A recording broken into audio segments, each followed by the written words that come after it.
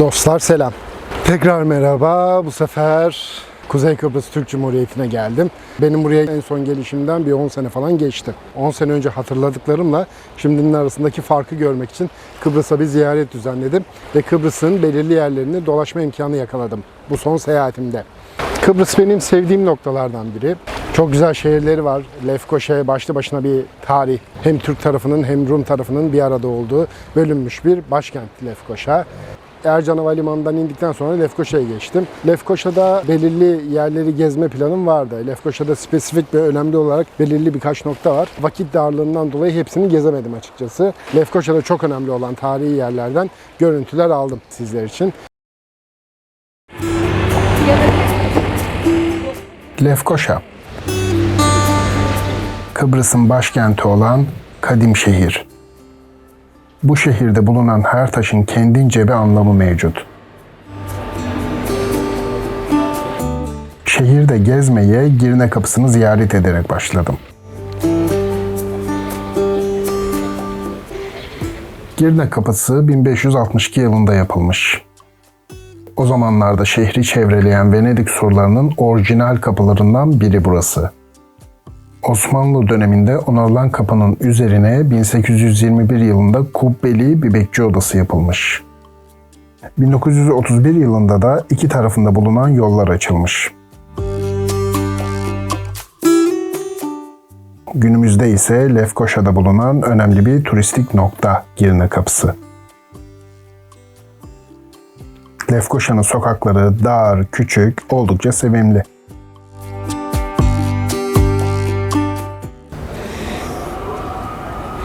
Yerinde bulmuşsun ha. İşini biliyorsun. Lefkoşa'daki dikkat çekici bölgelerden biri de Samanbahçe evleri. Burası ana caddeden geçerken dikkatli gözlerden kaçmayan, benzer binalardan oluşan bir mahalle. Osmanlı döneminde Lefkoşa'nın meyve ve sebze ihtiyacını karşılayan bir bahçeymiş burası. 20. yüzyılın başında ise hayvan pazarı olarak kullanılmış. Lefkoşa'daki ilk sosyal konut yapıları arasında yer alan bu mahallede bitişik nizamda 72 adet konut bulunuyor. 1917 ile 1955 yılları arasında inşa edilmiş. 2003-2004 yıllarında da restorasyonu yapılmış.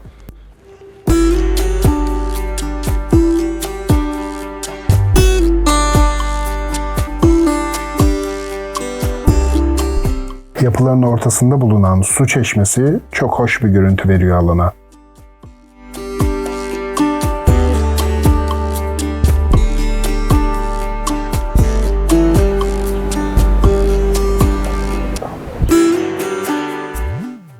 Dedim ya, Lefkoşa'da çokça önemli bölge mevcut.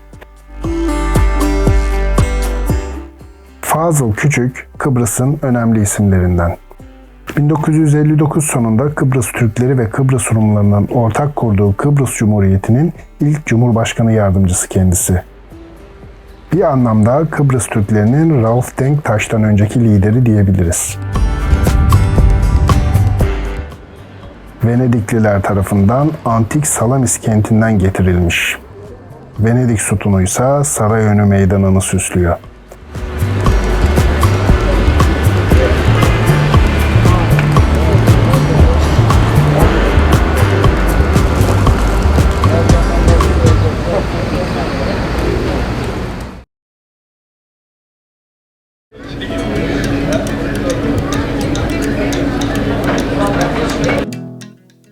Lefkoşa'nın sur içinde en bilindik turistik merkezi tabii ki Büyükhan. 1572-1579 yılları arasında Kıbrıs Beylerbeyi olan Sinan Paşa tarafından yaptırılan Büyükhan, Osmanlı dönemi şehir içi ticaret hanlarının mimari özelliklerini taşıyor. Bursa'da bulunan Kozağan'ı bilirsiniz. Veya Anadolu'da İpek yolu üzerinde bulunan hanlar. Aynı bu mimariyle benzer şekilde inşa edilmişler. Geçmişte eski çarşıya yurt içi ve yurt dışından gelen tüccar ve ziyaretçilerin konaklaması amacıyla yapılmış. Günümüzde Lefkoşa'nın en çok ziyaret edilen bölgesi sanırım burası. İçinde hediyelik eşyalar, yemek yiyebileceğiniz alanlar, çayınızı kahvenizi alarak dinlenebileceğiniz mekanlar mevcut.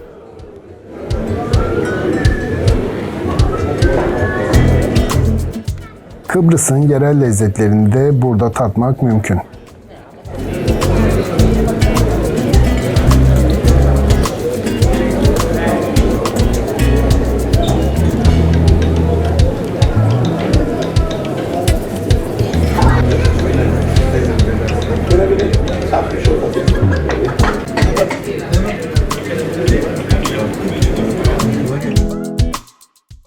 Büyükhan'ın etrafında yine alışveriş yapabileceğiniz alanlar var.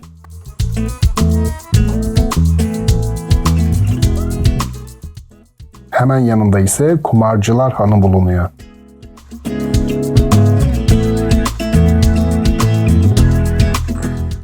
Büyükhan'a benzeyen bu yapının farklılığı bir Orta Çağ kalıntısı üzerine inşa edilmiş olması.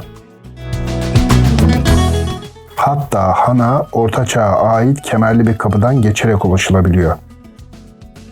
Yine konaklama ve ticaret amacıyla inşa edilmiş. Büyükhan'a kıyasla biraz daha küçük.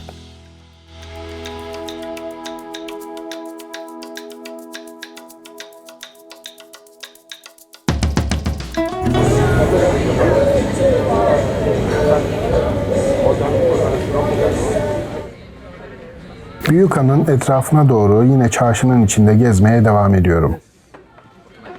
Vakit geçirebileceğiniz kafeler, oturma alanları, publar bu bölgelerde sizleri karşılıyor.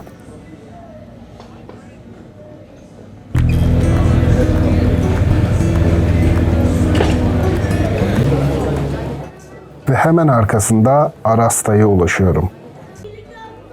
Burası turistik çarşının tam merkezi. Ve aynı zamanda Lefkoşa'yı ikiye bölen sınır da burada.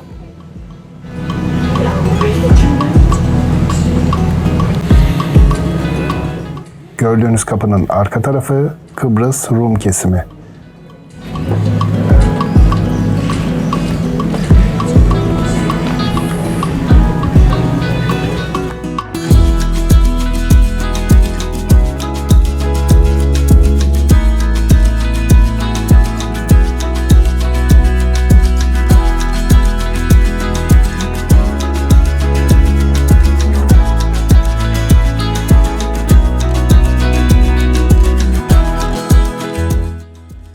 Lefkoşa'nın çarşı içindeki dar ama keyifli sokakları bir diğer önemli yapı olan Selimiye Camii'ne çıkıyor. Lefkoşa denince akla gelen diğer bir önemli yapı olan Selimiye Camii'nin 1209 yılında yapımına başlandığı düşünülüyor. Lüzinyanların Kıbrıs'ta inşa ettiği en önemli yapılardan biri burası. Öyle ki Lüzinyan kralları burada taç giyerlermiş. 1570 sonrası Osmanlı hakimiyeti nedeniyle camiye çevrilen yapının içine restorasyon sebebiyle ne yazık ki giremiyorum. Lefkoşa'da her adımda başka bir tarihi yapıyla karşılaşıyorum. Ve hepsi birbirine yürüme mesafesinde. Bu sebeple çok heyecanlı bir deneyim oluyor benim için.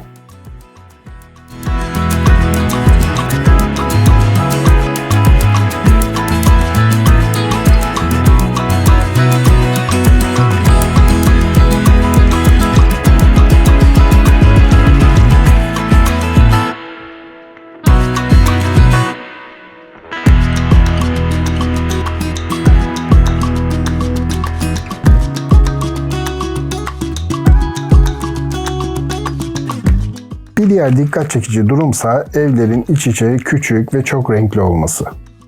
İnsanları evlerinde sohbet ederken görebiliyorsunuz çünkü kapılar açık. Hırsızlık ve benzeri durumlar yok denecek kadar az. İstanbul'dan sonra imrenmedim desem yalan olur.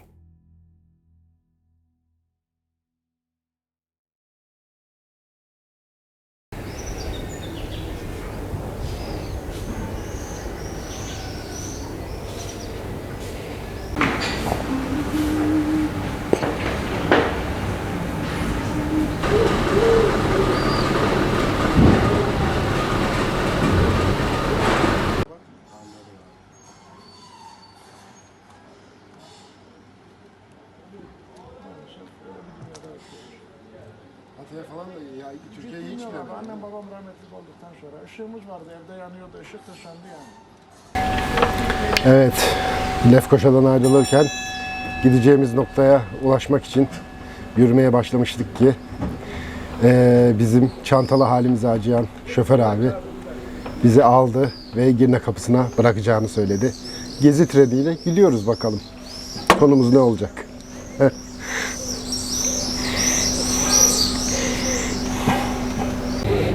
Hoş geldin abi.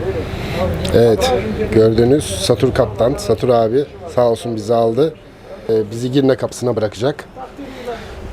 Çok yardımsever bir abi, çok da hoş sohbet. Teşekkür ediyoruz buradan kendisine. Buraya gelirseniz Satur abiyi bulun, sohbeti müthiş.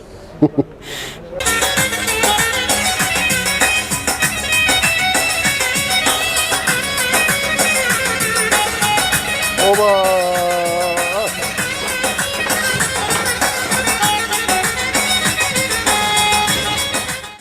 Satur abinin yardımıyla ayrılırken gezi treniyle son bir tur attım Lefkoşa'da. Sağ olsun yardımcı oldu.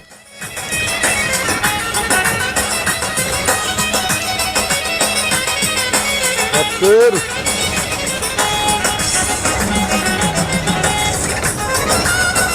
Çılgın Kıbrıs eğlenceleri. Çok eğlenceli şehir. Aşırı aşırı.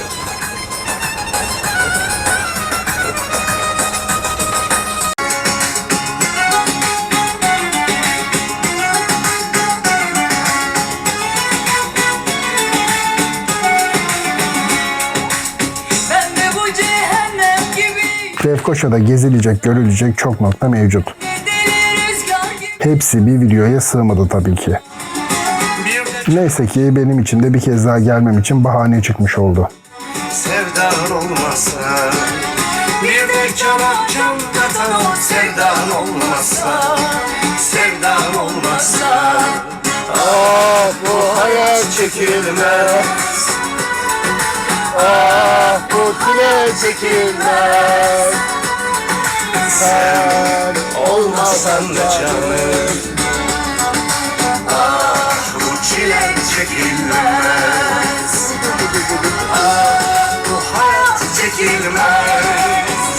Lefkoşa. Bu hayat çekilmez. Burası bölünmüş bir başkent. Umarım dünyanın hiçbir noktası bölünmüş olarak kalmaz ve bu dünya mirası yerleri herkes sorunsuzca gezip görebilir.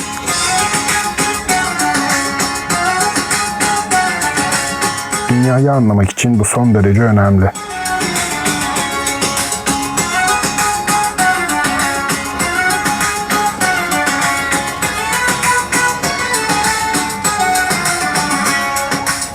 Ben de bitip tükenmeyen umut olmasın. Kanalıma abone olursan çok sevinirim. Dağları delen sabrı olmazsa, bir de cana can katan o Yeni bir macerada görüşmek üzere.